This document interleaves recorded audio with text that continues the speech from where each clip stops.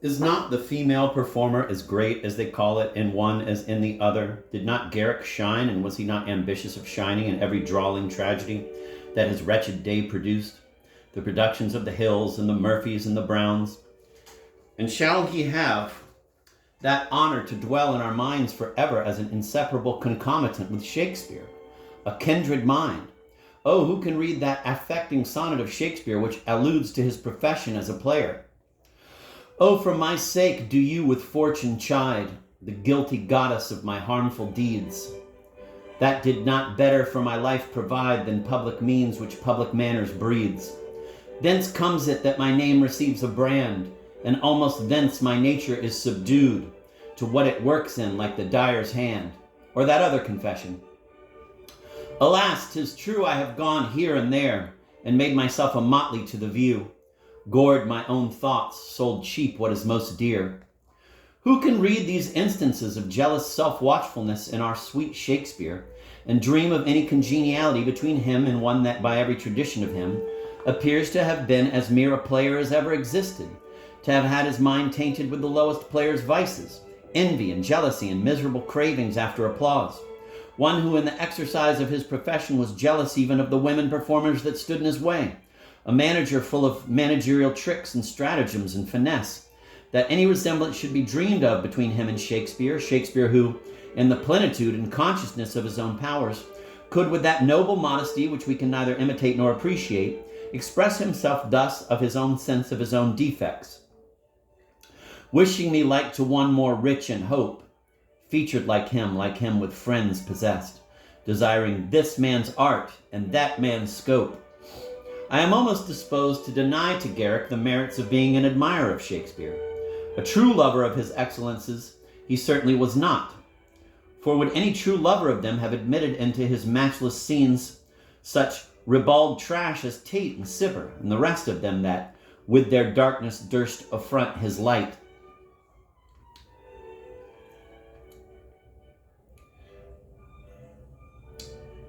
That have foisted into the acting plays of Shakespeare?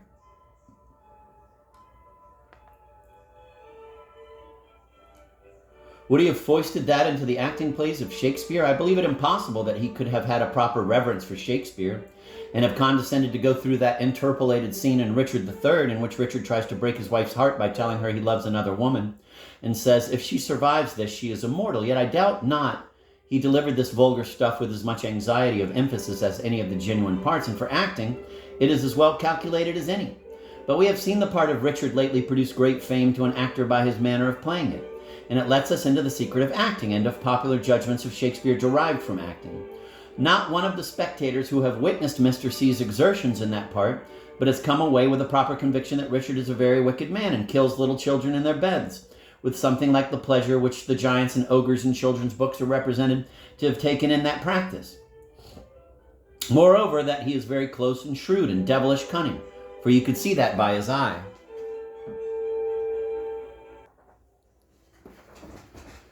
But is in fact this the impression we have in reading the Richard of Shakespeare? Do we feel anything like disgust as we do at that butcher-like representation of him that passes for him on the stage? A horror at his crimes blends with the effect which we feel, but how is it qualified? How is it carried off by the rich intellect which he displays, his resources, his wit, his buoyant spirits, his vast knowledge and insight into characters, the poetry of his part? Not an atom of all which is made perceivable in Mr. C's way of acting it. Nothing but his crimes, his actions is visible. They are prominent and staring.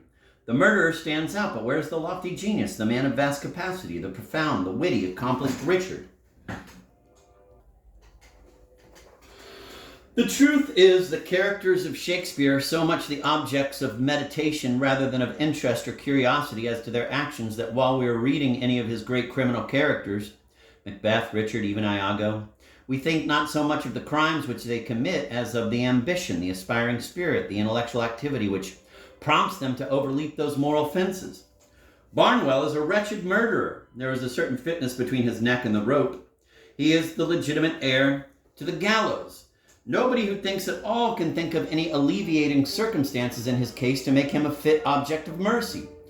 Or to take an instance from the higher tragedy, what else but a mere assassin is Glenalvon? Do we think of anything but of the crime which he commits and the rack which he deserves?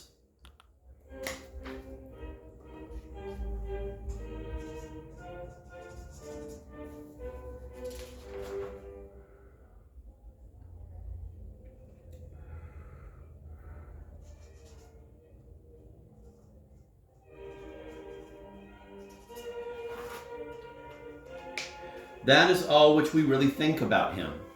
Whereas in corresponding characters in Shakespeare, so little do the actions comparatively affect us that while the impulses, the inner mind in all its perverted greatness, solely seems real and is exclusively attended to, the crime is comparatively nothing. But when we see these things represented, the acts which they do are comparatively everything. Their impulse is nothing. The state of sublime emotion into which we are elevated by those images of night and horror which Macbeth is made to utter, that solemn prelude with which he entertains the time till the bell shall strike, which is to call him to murder Duncan, when we no longer read it in a book, when we have given up that vantage ground of abstraction which reading possesses over seeing, and come to see a man in his bodily shape before our eyes actually preparing to commit a murder, if the acting be true and impressive, as I have witnessed it in Mr. K's performance of that part, the painful anxiety about the act, the natural longing to prevent it while it yet seems unperpetrated, the too close pressing semblance of reality give a pain and an uneasiness which totally destroy all the delight which the words in the book convey, where the deed doing never presses upon us with the painful sense of presence. It rather seems to belong to history, to something past and inevitable, if it has anything to do with time at all. The sublime images, the poetry alone is that which is present to our minds in the reading. So,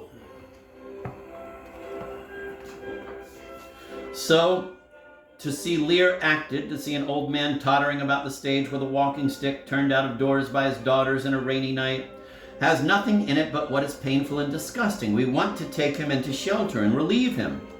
That is all the feeling which the acting of Lear ever produced in me, but the Lear of Shakespeare cannot be acted. The contemptible machinery by which they mimic the storm which he goes out in is not more inadequate to represent the horrors of the real elements than any actor can be to represent Lear. They might more easily propose to personate the Satan of Milton upon a stage, or one of Michelangelo's terrible figures. The greatness of Lear is not in corporal dimensions, but in intellectual. The explosions of his passion are terrible as a volcano. They are storms turning up and disclosing to the bottom that sea his mind. They are storms turning up and disclosing to the bottom that sea his mind with all its vast riches.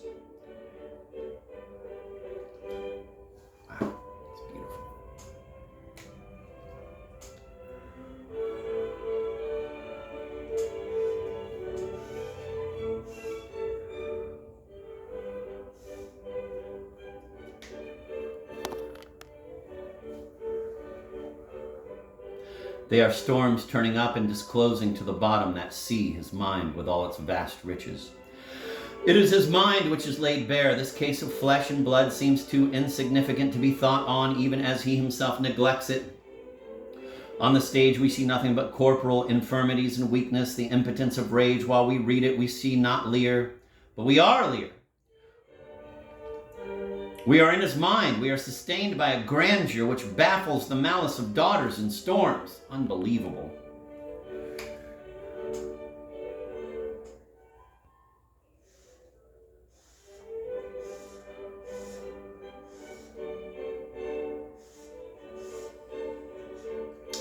The aberrations of his reason.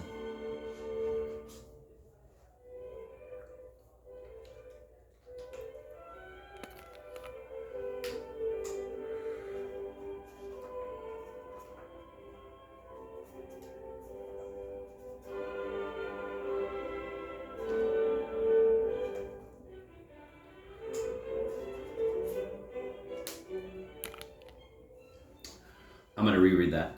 The greatness of Lear is not in corporal dimension, but in intellectual. The explosions of his passion are terrible as a volcano. They are storms turning up and disclosing to the bottom that sea his mind with all its vast riches. It is his mind which is laid bare. This case of flesh and blood seems too insignificant to be thought on, even as he himself neglects it. On the stage we see nothing but corporal infirmities and weakness, the impotence of rage. While we read it, We see not Lear, but we are Lear. We are in his mind. We are sustained by a grandeur which baffles the malice of daughters and storms.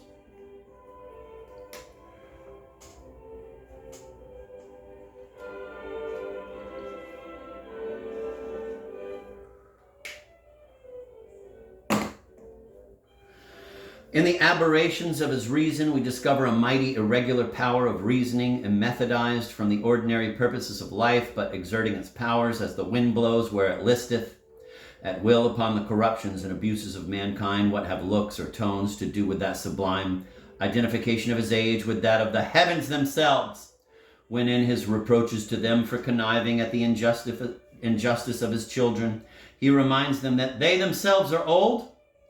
What gesture shall we appropriate to this? What is the voice or the eye to do with such things? But the play is beyond all art.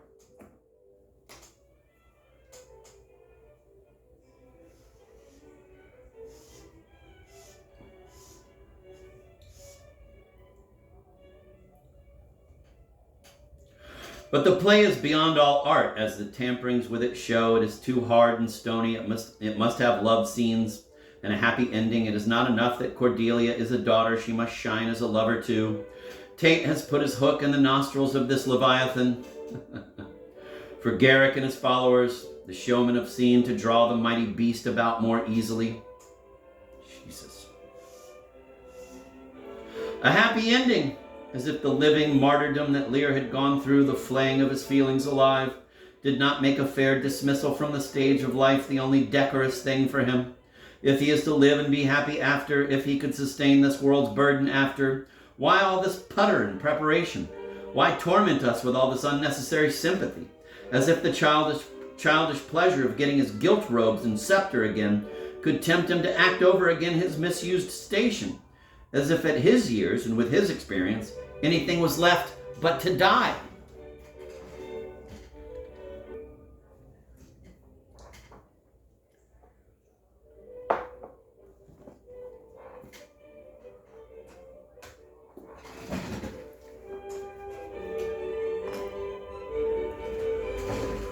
Lear is essentially impossible to be represented on a stage, but how many dramatic personages are there in Shakespeare, which though more tractable and feasible, if I may so speak, than Lear, yet from some circumstance, some adjunct to their character, are improper to be shown to our bodily eye. Othello, for instance. Nothing can be more soothing, more flattering to the nobler parts of our natures than to read of a young Venetian lady of highest distraction through the force of love and from a sense of merit in him whom she loved, laying aside every consideration of kindred and country and color and wedding with a coal-black Moor. For such is he represented in the imperfect state of knowledge respecting foreign countries in those days, compared with our own, or in compliance with popular notions, though the Moors are now well enough known to be by many shades less unworthy of white woman's fancy. What the hell does that mean?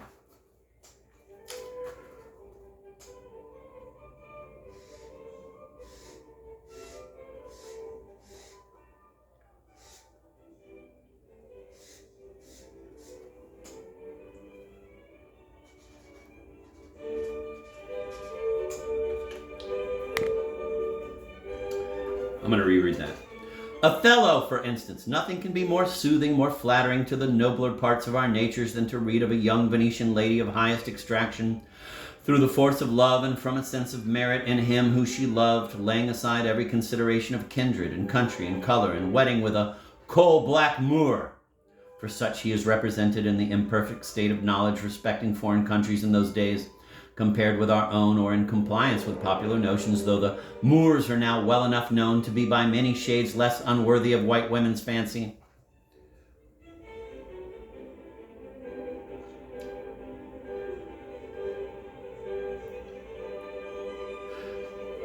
It is the perfect triumph of virtue over accidents, of the imagination over the senses. She sees Othello's color in his mind.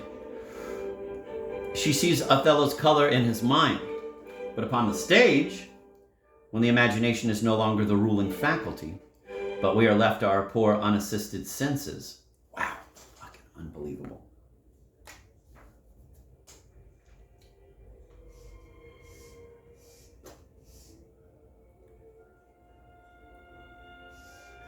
I appeal to everyone that has seen Othello played, whether he did not, on the contrary, sink Othello's mind in his color, whether he did not find something extremely revolting in the courtship and wedded caresses of Othello and Desdemona, and whether the actual sight of the thing did not overweigh all that beautiful compromise which we make in reading. And the reason it should do so is obvious, because there is just so much reality presented to our senses as to give a perception of disagreement, with not enough belief in the internal motives, all that which is unseen, to overpower and reconcile the first and obvious prejudices.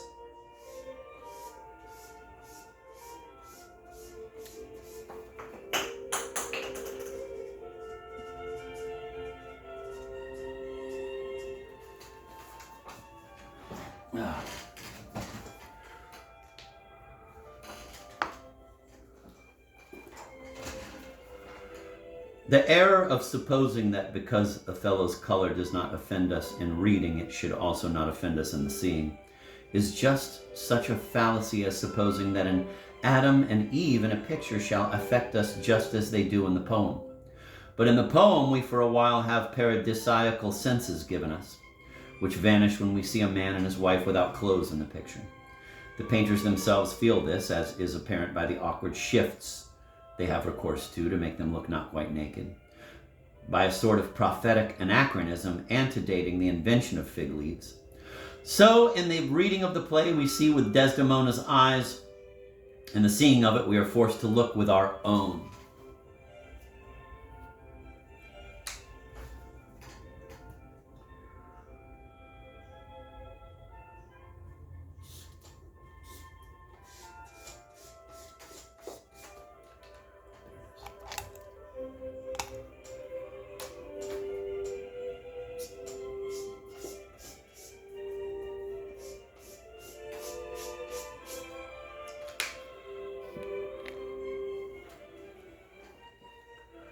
What we see upon a stage is body and bodily action. What we are conscious of in reading is almost exclusively the mind and its movements. And this, I think, may sufficiently account for the very different sort of delight with which the same play so often affects us in the reading and the seeing.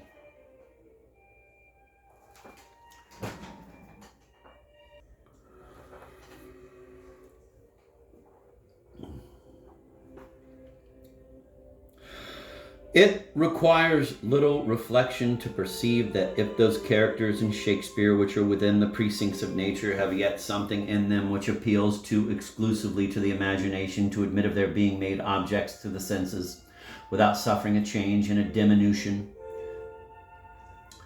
that still stronger the objection must lie against representing another line of characters which Shakespeare has introduced to give a wildness and a supernatural elevation to his scenes, as if to remove them still further from that assimilation to common life in which their excellence is vulgarly supposed to consist. When we read the incantations of those terrible beings, the witches in Macbeth, though some of the ingredients of their hellish composition savor of the grotesque, yet is the effect upon us other than the most serious and appalling that can be imagined.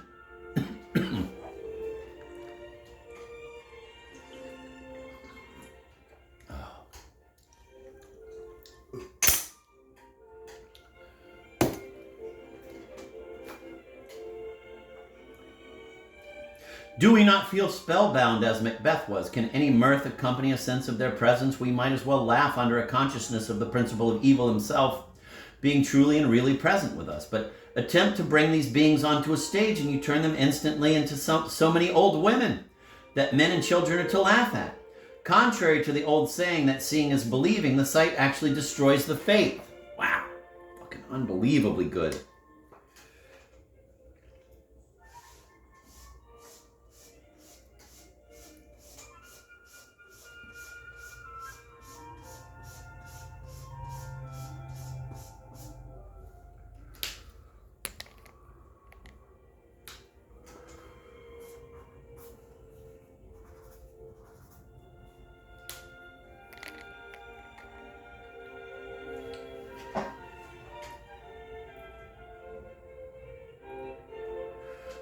Do we not feel spellbound as Macbeth was? Can any mirth accompany a sense of their presence? We might as well laugh under a consciousness of the principle of evil himself being truly and really present with us. But attempt to bring these beings onto a stage and you turn them instantly into so many old women that men and children are to laugh at. Contrary to the old saying that seeing is believing, the sight actually destroys the faith. And the mirth in which we indulge at their expense when we see these creatures upon a stage seems to be a sort of indemnification which we make to ourselves for the terror which they put us in when reading made them an object of belief. When we surrendered up our reason to the poet as children to their nurses and their elders, and we laugh at our fears as children who thought they saw something in the dark, triumph when the bringing in of the candle discovers the vanity of their fears. For this exposure of supernatural agents upon a stage is truly bringing in a candle to expose their own delusiveness. Damn.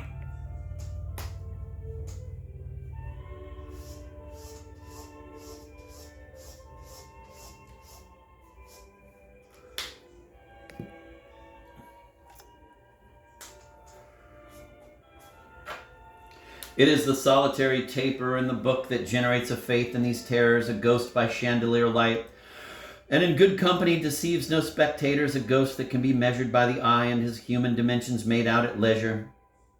The sight of a well-lighted house and a well-dressed audience shall arm the most nervous child against any apprehensions, as Tom Brown says of the impenetrable skin of Achilles with his impenetrable armor over it, quote, Bully Dawson would have fought the devil with such advantages, end of quote.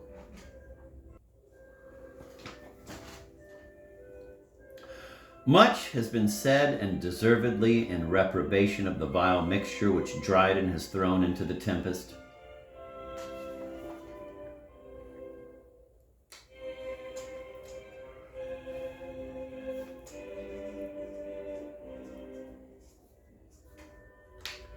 Doubtless without some such vicious alloy, the impure ears of that age would never have sate out to hear so much innocence of love as is contained in the sweet courtship of Ferdinand and Miranda. But is the Tempest of Shakespeare at all the subject for stage representation? It is one thing to read of an enchanter and to believe the wondrous tale while we are reading it, but to have a conjurer brought before us in his conjuring gown, with his spirits about him which none but himself and some hundred of favored spectators before the curtain are supposed to see, involves such a quantity of the hateful and credible that all our reverence for the author cannot hinder us from perceiving such gross attempts upon the senses to be in the highest degree childish and inefficient. Spirits and fairies cannot be represented, they cannot even be painted.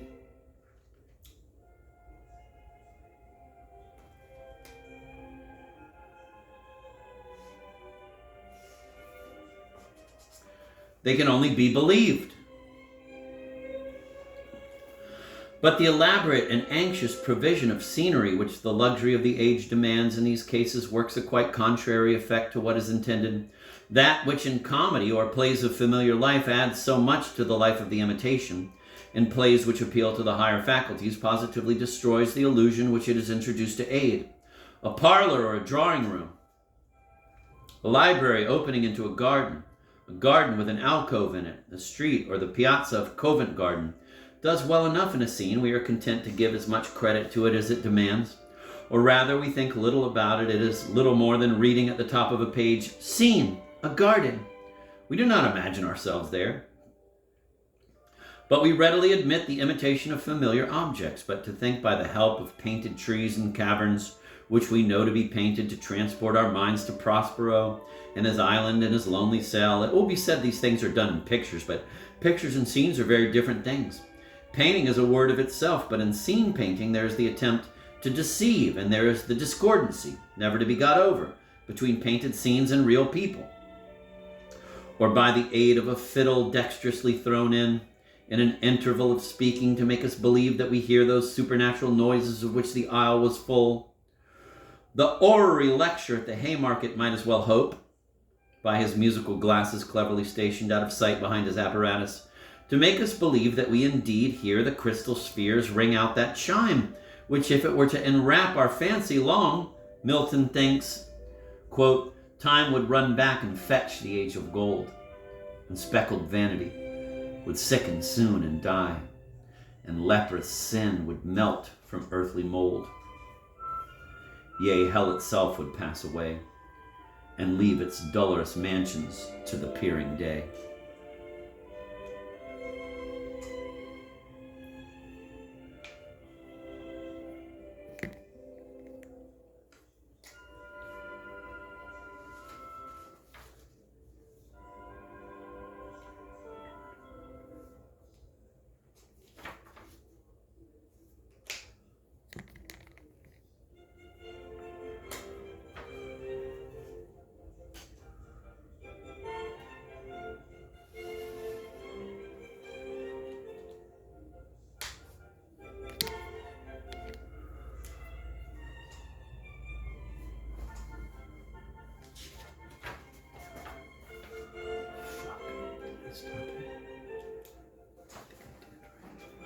Shit.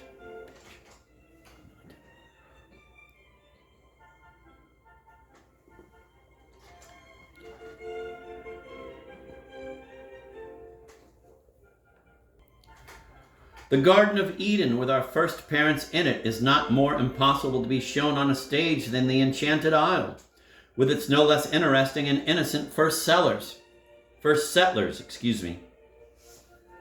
God, so amazing.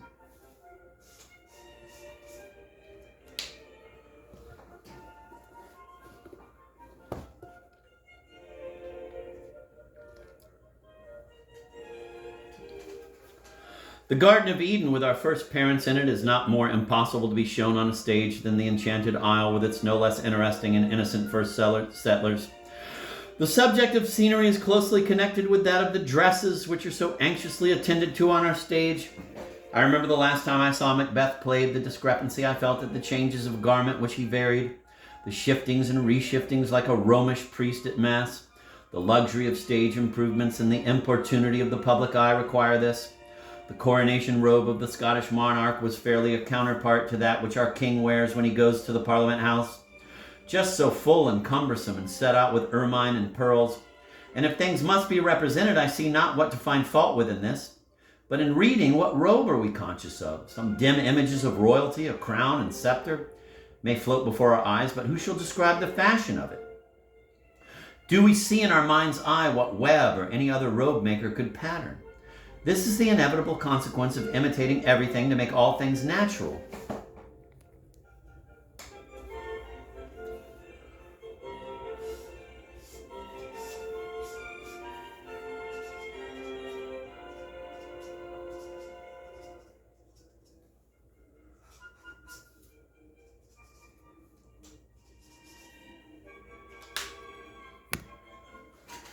Whereas the reading of a tragedy is a fine abstraction, it presents to the fancy just so much of external appearances as to make us feel that we are among flesh and blood, while by far the greater and better part of our imagination is employed upon the thoughts and internal machinery of the character.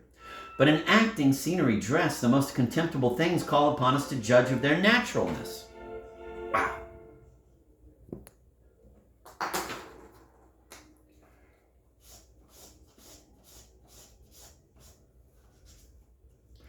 Perhaps it would be no bad similitude to liken the pleasure which we take in seeing one of these fine plays acted, compared with that quiet delight which we find in the reading of it, to the different feelings with which a reviewer and a man that is not a reviewer reads a fine poem. The accursed critical habit, the being called upon to judge and pronounce, must make it quite a different thing to the former. In seeing these plays acted, we are affected just as judges. When Hamlet compares the two pictures of Gertrude's first and second husband, who wants to see the pictures? But in the acting, a miniature must be lugged out, which we know not to be the picture, but only to show how finely a miniature may be represented. This shewing of everything levels all things. It makes tricks, bows, and curtsies of importance. Mrs. S. never got more fame by anything than by the manner in which she dismisses the guests in the banquet scene in Macbeth. It is as much remembered as any of her thrilling tones or impressive looks. But does such a trifle as this enter into the imaginations of the reader of that wild and wonderful scene? Does not the mind dismiss the feasters as rapidly as it can? Does it care about the gracefulness of the doing it? But by acting and judging of acting, all these non-essentials are raised into an importance, injurious to the main interest of the play.